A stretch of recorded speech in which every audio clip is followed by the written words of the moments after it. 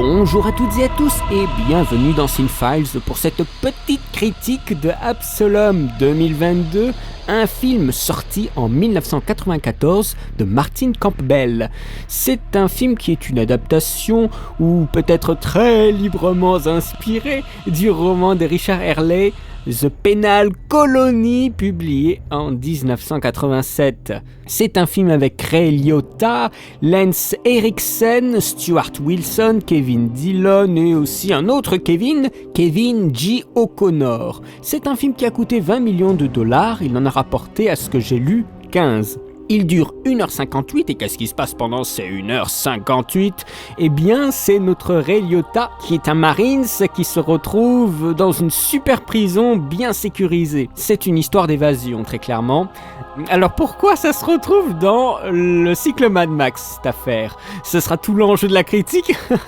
Non, c'était suite à une demande sur Facebook. Je souhaitais avoir quelques films pour compléter ma semaine Mad Max et il y a quelqu'un qui m'a dit Absolomme. Alors je l'ai regardé et il y a quand même quelques points intéressants concernant ce film qui me font penser à Mad Max.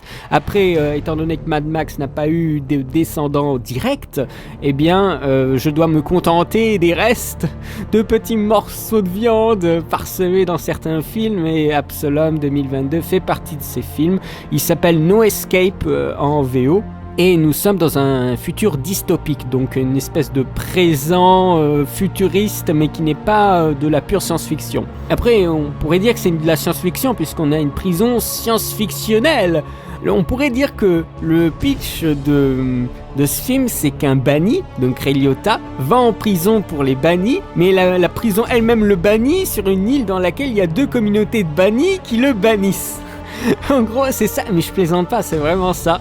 C'est une division d'une île en deux, entre ceux qui sont à l'intérieur et le camp qui est à l'extérieur, le camp de la foi. Donc il y a une opposition entre la sauvagerie et la civilisation, une opposition que nous pouvons retrouver dans Mad Max The Road Warrior. Bien sûr, ce n'est pas un attrait exclusif à ce Mad Max-ci, ça a été vu dans d'autres films, mais je trouve qu'Absolomme dans ce cas-là met un peu le doigt sur ce thème-là. En plus, quand on voit un peu le village des gentils, les tenues vestimentaires des prisonniers, leur volonté de faire du mal, voilà, et par rapport à la ville des gentils, il y a quelques points qu'on peut retrouver dans Mad Max.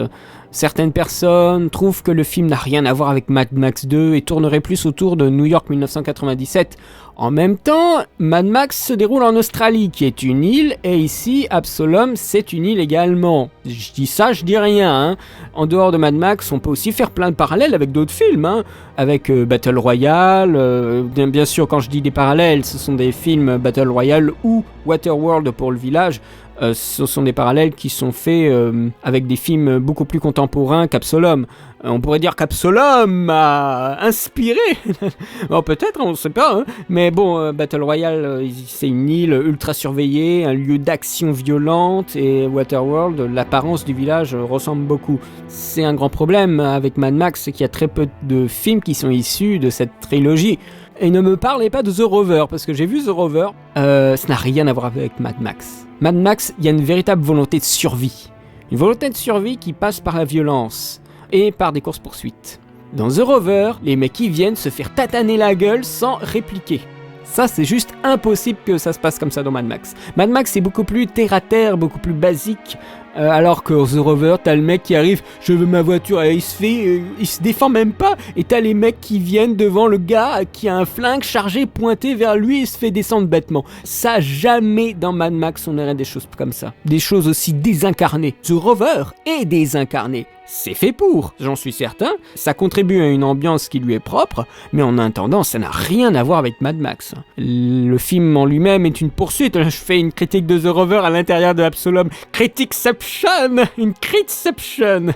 Mais non, mais pas plus sérieusement. The Rover est assez loin de l'univers Mad Max. Absolomme l'est aussi, mais un petit peu moins quand même. Alors je me suis dit qu'il valait mieux parler d'un film qui date un petit peu que d'un film assez récent où on a toujours difficilement du recul. On nous présente une immense prison avec des grandes tours et tout ça, et on se dit oh ça va être épique, mais en fait ce n'est pas là que ça va se jouer. Ça se joue sur une île, et en cela c'est un peu le Mad Max de la jungle, avec des inspirations à la Predator dans certains plans. Je me dis oula, ça sent le Predator, bah c'est vrai, Predator est aussi une source de référence pour une façon de filmer la jungle. On propose dans un premier temps un film de survie individuel où Ray Liotta se démerde tout seul, puis après une opposition entre deux camps, très clairement ce qu'on a aussi dans Mad Max. Les deux tribus sont des illustrations d'un combat éternel entre le bien et le mal, c'est très classique, mais aussi une opposition entre la loi du plus fort et la loi du bien commun.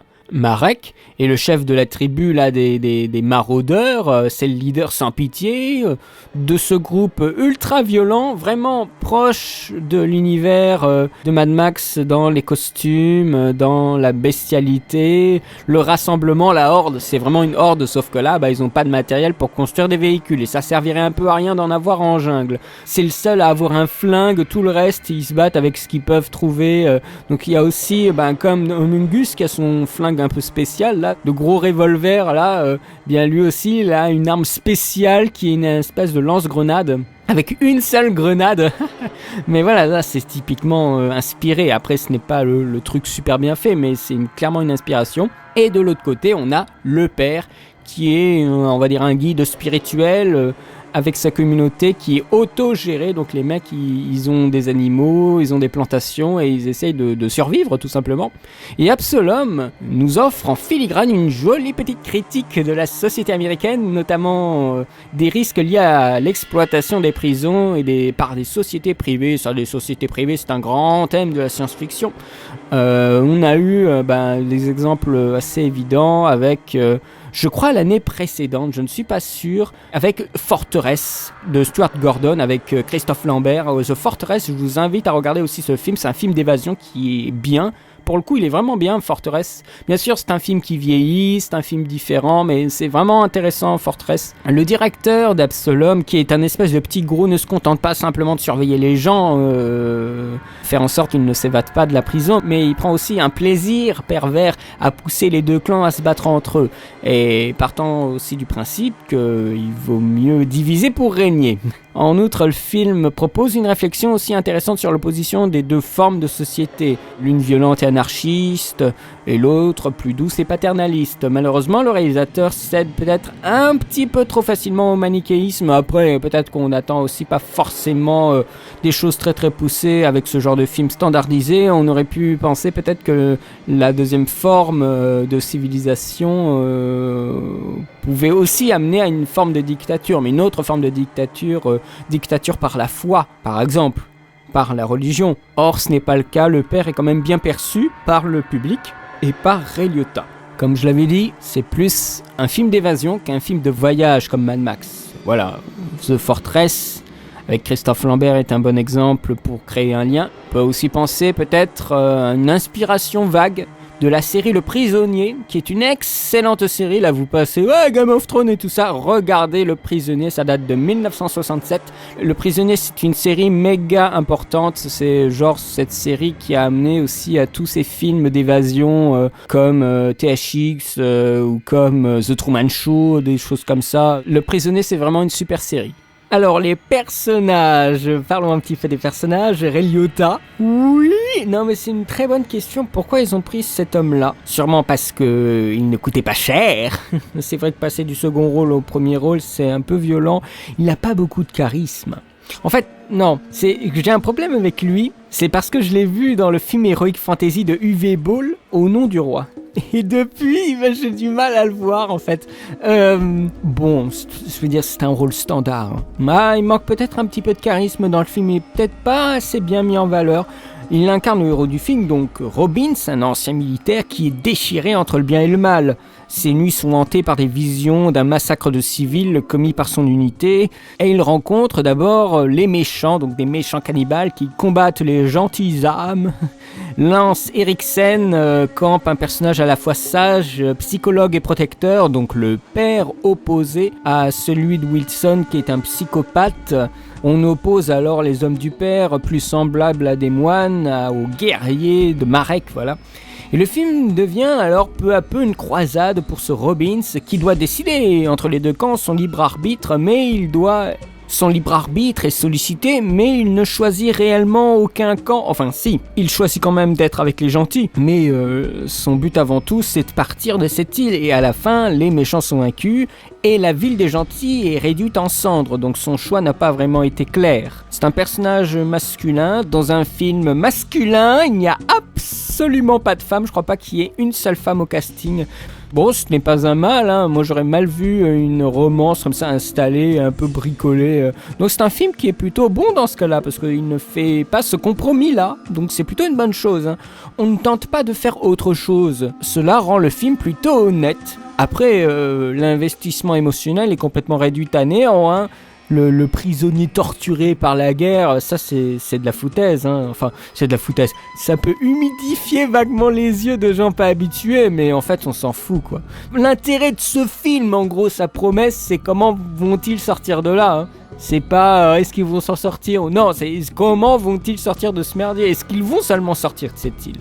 C'est ça la question. Après, on l'attend peut-être pour la mise en scène, mais on peut dire oui, c'est une mise en scène de série B de cheapos. Bah, il y a peut-être un côté un peu MacGyver dans le film. Il a été filmé en Australie, tiens, comme par hasard, n'est-ce pas?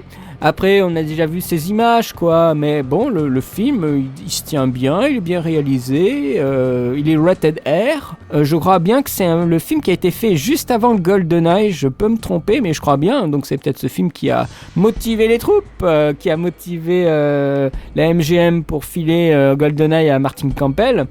Le film se tient bien en termes de mise en scène, c'est assez classique mais c'est efficace.